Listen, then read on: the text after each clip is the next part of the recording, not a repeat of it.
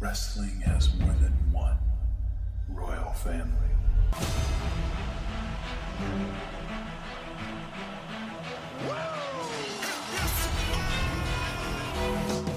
Acknowledge me! And we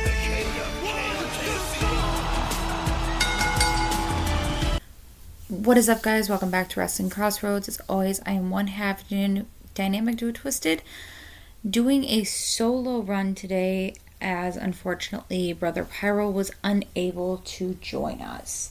We are talking WWE Backlash. So jumping right into it, we have the United States Championship being defended by Jacob Fatu. He takes on LA Knight, Damian Priest, and Drew McIntyre. Now, looking at the predictions, I'm going to jump right into that before I get into kind of how we got here. Everybody, aside from one newly entered family member, has chosen Jacob Fatu, and the newly entered family member, whose name will be going by Ridicos, has chosen Damian Priest. Now we got here because, as we know, for WrestleMania, Jacob had a match against LA Knight, who was the champion at the time, and ended up winning the title off of him. The Friday right after WrestleMania, we had Jacob come out with Solo, which led to LA Knight saying that he wanted his chance at the championship again. He wanted his rematch. Drew came out saying that he wanted to fight the baddest, and we ended up having a match later that night for the number one contendership of the title. Upon going through that match on Friday, Damian Priest did end up interfering in the match, thus leading to this fatal four-way. Everyone in their reasonings going Jacob, Brother Pyro says that they have built him in a way to be too strong, and there's no way he drops it after 2 weeks. Desario's kind of on the same page. Any other answer other than Fatu is wrong. The only scenario I see him losing is his Solo costs him, which is another possibility in this. And looking at the fatal four-way from Cauldron and Hex, they're unsure as to why Ridicos chose Damian Priest, but they went Fatu because of the personal drama between the other three competitors, thinking that that's going to cost them before it costs Fatu, which I entirely agree with their thoughts and their scenario on that. Next up, we have the Intercontinental Championship. Dominic Mysterio takes on Penta. So this kind of stems, again, another one from WrestleMania, where Penta and Dom were in a fatal four-way during Mania for the IC Championship. The champion at the time currently being Braun Breaker, and Dominic's other stablemate, Finn Balor, being in the match as well.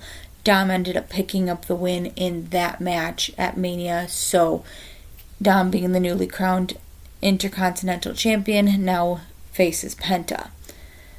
Looking at our predictions, we are 3 and 4.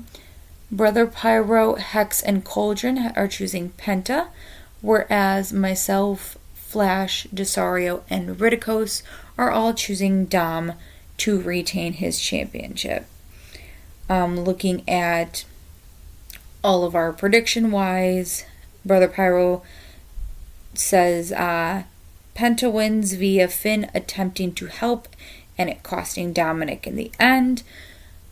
We have Desario saying taking Dom for the first time in a long time. Judgment Day will interfere. Finn will most likely cost Dom, but the numbers spell Judgment Day. Maybe after the match, Rey Fenix comes out to stop the beatdown on Penta, reuniting the Lucha Bros. I know that if Brother Pyro were here, he would say, to Desario's comment, keep the Lucha Bros apart. I know Brother Pyro is very high on the fact that they are keeping them on separate brands and would like to see their time in WWE be separate more than together as of right now in this point. So, sorry for that one, Desario, but I gotta go with Brother Pyro on that. For the Hex's household, we have Dom versus Penta. Obviously, Cauldron and her went with Penta because they feel that Finn will betray him, and Ridicos went Dom because he feels it is too soon for him to lose it, and I entirely agree with Ridicos on this one. It is way too early for Dom to lose it as he just won it, and the pop that he got upon winning this was insane.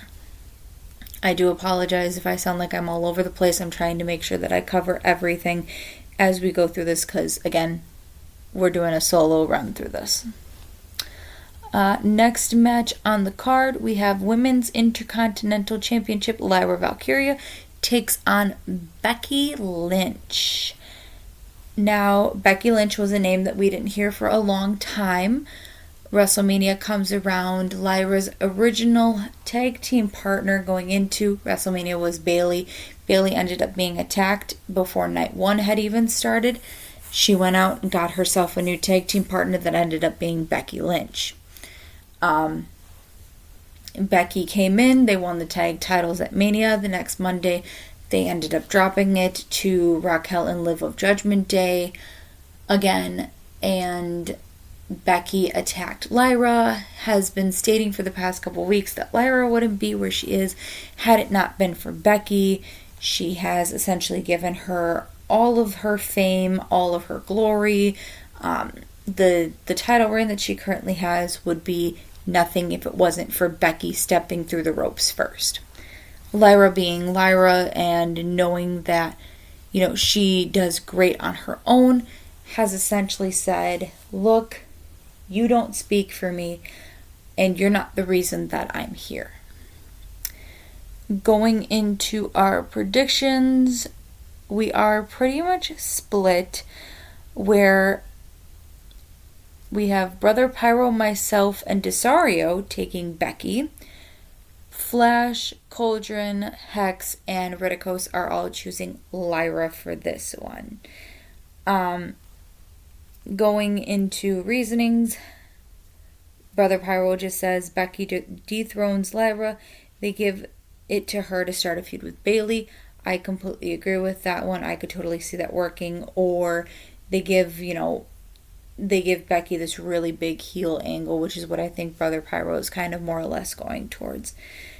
Desario says Becky versus Lyra. Sigh, Becky wins. Get some sympathy for Lyra, sets up a feud with Bayley. Becky can now add another trophy to her mantle like she needs it. Clearly with the biggest sarcasm and rolling eye emoji you could ever put. Lyra versus Becky for the Hex household. We all went Lyra because we think Bayley will return and be a distraction. I do think that is a really good answer to this, but I also feel on, being devil's advocate for or against the Hex household, would it be the distraction for Lyra or would it be a distraction for Becky? Because Becky is known in these high stakes to not necessarily take her eyes off the ball as quickly as a newcomer like Lyra. So I'm curious to know where this goes with that. Next on the card, we have Pat McAfee versus Gunther. This came about because after WrestleMania and losing his World Championship to Jey Uso via a tap out, Gunther was kind of on a bit of a rampage and started talking smack to the commentators. Michael Cole, doing his complete job, had said, hey, it's not my fault. You tapped out. I don't know what you want me to do. I can't give you another match because that's not my job. Gunther gets mad, tries attacking Cole, and McAfee steps in, showing so much love for the person that he does commentary with, steps in front and takes essentially a beating, a knockout from Gunther, to the point where the next time we were back on air after that on Monday, all you saw was Pat McAfee being helped to the back, trying to get a glass of water and just being completely red-faced. Going into our predictions, we have Brother Pyro, Desario, and Hex all choosing Gunther. The rest of us went Pat McAfee, mainly to, kind of see the underdog, I would assume, be the one to take the reins and win this. Brother Pyro says Gunther is going to murder Pat. We definitely know that that is a possibility, but we have seen, Pat kind of hold his own in some aspect. Desario says this match has no business being on the show or any show really. Gunther wins hands down. McAfee will put up a small fight, but this is just setting up a return for Goldberg to have one last fight with Gunther, which has been the biggest rumor. It may not be on this show he comes back, but this is phase 1 for that plan. I do know, as I had stated, that there is a plan for the Gunther to be Goldberg's retirement match, and I hope when that comes that Gunther really gives him hell. The Hex household, Pat versus Gunther. She was the only one that went Gunther, obviously, where Cauldron and Ridicose, as I said, went Pat McAfee. She went Gunther because her rational brain thinks Pat will be reduced to a puddle by Gunther.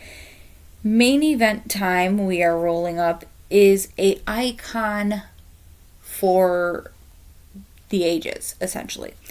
John Cena takes on Randy Orton in what is essentially to be the end of an era, the last time ever, as this is John Cena's farewell tour. Going back, we're going to do a little bit of a history look before we get into all of our predictions and that. So the first time these two really ever squared up was back in Ohio Valley Wrestling, or OVW as it was known back then. It was WWE's former development territory. John Cena being known as the prototype at the time. This was right before the Attitude Era had kind of swept in both men. This was about 2002. So they had broken into the industry roughly about 2000 at this point. Most notably, the prototype defeated Cowboy Bob Orton's son for the OVW Championship in the latter's final match with the company. As WWE at the time had very big plans for Randy Orton moving into their main roster. At this time, again, John Cena had was kind of on the fence of being fired or actually being used. Their next bout came in 2007. By this point, we had already seen John Cena come up as the prototype, be the doctor of thugonomics, and at this time he had become that big superhero with hustle, loyalty, and respect. And this was around the time where Randy was being called the Legend Killer. He was the youngest champion ever. Going into this, the two had fought very valiantly at No Mercy, I believe it was, and SummerSlam. I could be wrong 100% on that. Number 2 or 3, I would essentially say 3 in their feud, also featured Triple H. This is when Cena had suffered the very bad pectoral injury via Orton. Storyline-wise, he was supposed to be gone for at least 6 months. He had returned after 4 at the Royal Rumble. That's when he got the very big pop when he won. Thereafter, it was Cena, Orton, and Triple H who met in a triple threat match at the next WrestleMania. And Cena had retained the championship less than a month later. Orton was pulled pulled off a similar tactic in a Fatal 4-Way at Backlash when he eliminated Cena with a punt after Cena forced JBL to tap. Going on to one of their next feuds, we are taken to 2009. And if you know anything about 2009 Randy Orton, this was the bald Randy Orton, the menace. I am going to do anything I can to put my opponent in the ground 6 feet under. They, at this time, Randy had his pals in the Legacy, Cody Rhodes and Ted DiBiase Jr. They'd locked horns with the McMahons. By the time summer had rolled around, Orton's medical and physical transformations were complete. This is when, he was kind of at his peak of sadisticness. Cena had officially ended Randy Orton's reign in 60 minutes in an Iron Man match at this time. Going on to the next, we have the enemy of my enemy is my friend, the Unlikely Alliance, when Cena was going up against the Nexus and ended up being a special guest referee in a match via Randy and Barrett. The championship unification, which was 2013 to 2014. At this time, you had, I believe Cena was the World Heavyweight and Randy Orton was the WWE Champion. And this is when they decided that they were going to blend the two titles. Randy Orton was the first one to pick up the win in this feud. A couple months later, they ended up having John Cena win it as well. And then that turned into the feud of the summer via The Authority and Daniel Bryan, which turned into Wrestlemania the next year. Now that leads us to the role reversal, where for the first time ever, Cena is heel and Orton is face. And obviously that leads us into where we are now. Going into our predictions. And again, I do apologize if that was kind of all over the place. I was trying to read all my pinpoints that I had on their feud and how long this has been going on, because this is essentially 25 years that you're trying to recap in something so small. But going into the predictions, we have Ridicos as the only one to choose Randy Orton coming out of this as the new champion, making him a 15-time champion, whereas the rest of us are choosing John Cena, specifically Desario, and I'm going to entirely piggyback off of it. This will be one of the very rare times that Desario and I agree on something. John Cena winning by disqualification is what Desario and I are calling. Brother Power's reasoning says, Cena, as much as I love Orton, I think Cody's going to get a redemption arc. Again, we have not seen Cody Rhodes since WrestleMania, when we had one of the worst main event matches of all time. Going into Desario's reasoning, Cena versus Orton, I get the build, but it seems familiar to the Cody story in the fact that Cena comes out, says the same thing about the fans and how he is here to ruin wrestling, gets laid out, rinse and repeat. Nothing suggests he is losing the title to Randy. Cena is probably going to get himself DQ'd to hold on to the belt. If anybody remembers back when they were also feuding previously, Randy Orton and John Cena, I believe it was their second or third feud in their line, Randy Orton had slapped the ref in order to get himself disqualified to keep his championship from Cena. That was a big speculation between Brother Pyro and I on if this was actually going to happen. The Hex household states Orton versus Cena. Both Cauldron and Hex have chosen Cena for the simple reason, if it's not being time and possible outside interference. So they're saying it's not time for Cena to drop it yet necessarily. Ridicos has chosen Orton because he likes Orton like the rest of us.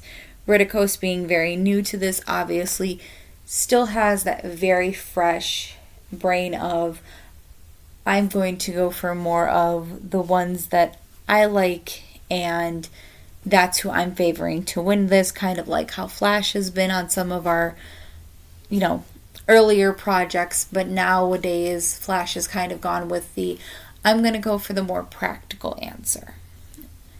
That does conclude WWE Backlash. I'm so sorry that this is such a smaller episode. Again, I don't have Brother Pyro to banter back and forth with. There's only 5 matches on the card, but I definitely do hope you guys enjoy the show. We will have Brother Pyro back for our recap sometime either late Sunday or Monday. But when that comes, it will come.